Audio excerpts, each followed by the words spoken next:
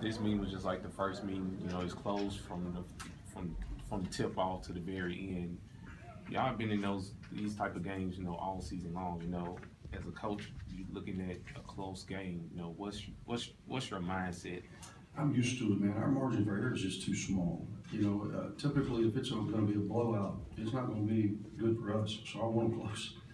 We've lived in this world all year, and if we're going to have success, we're going to have to live in this world the remaining regular season finale, and then going into the tournament. It's just who we are. I'm just proud of our guys.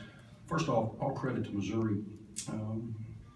Looking at these stats now, they're 2-14 in the SEC. Not a lot to play for, except just love of the game and pride. And I'm with you. The game's back and forth, 2-point game at the half or 3-point game at the half. We get up 11 with about 12 to play. That's where I thought, okay, let's get some separation. To Missouri's credit, they did not stop making shots. Frankie Hughes, number 3 for them, is a freshman who was a highly talented kid. Comes in and it has to be an SEC high for him. I know he's had some games in the non-league, but he'd really been struggling. We allowed him off a couple of loose balls to get some rhythm early. He stepped up and made huge shots. They drove us at the basket, very similar to Mississippi State in Starkville on Tuesday night. Our own ball defense with our bigs is deplorable, and we got to get better. But our guys stepped up and made the plays that we needed to get to number 18. At the end of the day, it's a bottom line business. And when you get to this point in the season, only one thing matters. Does this go in the right column or the left column?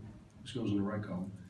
Andy, there was a time there I think they scored on 9 out of 10 possessions in the second half. How many times did you change defenses during there? We threw it all at them. I was looking over there at you. I thought maybe you could get the old boxing one. I'd get the old boxing one out. The old Winston Academy days. We would try that next, actually. It's a good idea. We're just trying to do whatever we can do. Cephas gets in foul trouble. TD gets in foul trouble. And then we played very, very tentatively, I thought. Dre made some big plays for us. And then down the stretch, you get I don't ever see things real time because obviously I'm concerned with a lot of different issues, but we get a defensive rebound. We're up 1. They call a flagrant on KG. Maybe if you guys saw a monitor, maybe hit him. I don't know.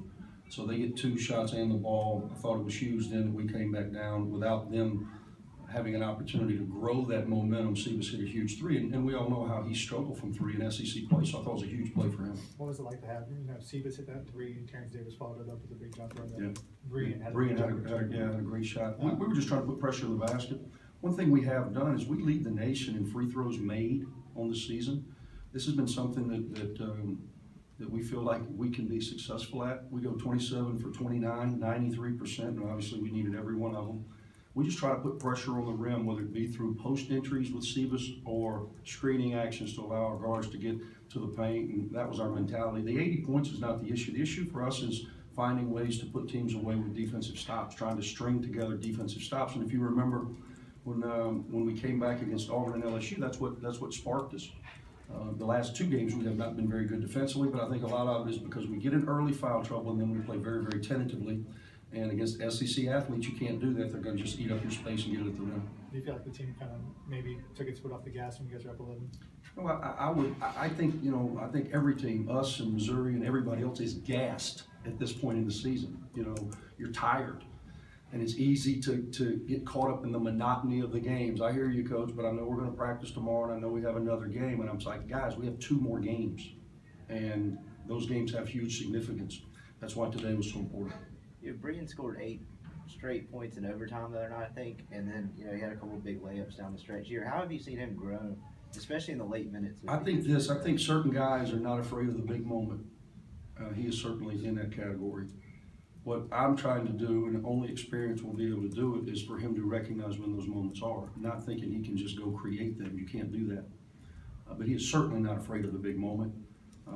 He's a guy that is going to have a really bright future. I think you guys are starting to see some of his athleticism. It's gradually coming back, and he's garnering a lot of attention that's going to bode well for us in this program moving forward. Do you think his knee is 100%? No, not close.